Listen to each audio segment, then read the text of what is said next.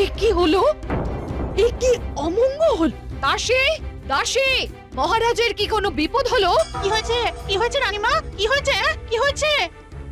দাসী, কোথাও কিছু নেই। হঠাৎ দমকা হাওয়া দিল, প্রদীপ নিভে গেল। মহারাজের কি কোনো বিপদ হলো?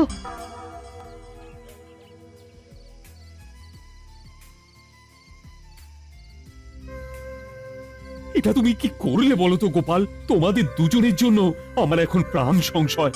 আমি যে কি করব? প্রাণ সংশয় হবে আপনার শত্রুর মহারাজ।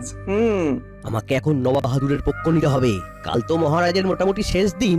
তাহলে আমি এখন আসি মহারাজ। আমার মিষ্টি বউটা অনেকক্ষণ একা একা আছে, আমি ওর কাছে না গেলে ও খুব ভয় পায়।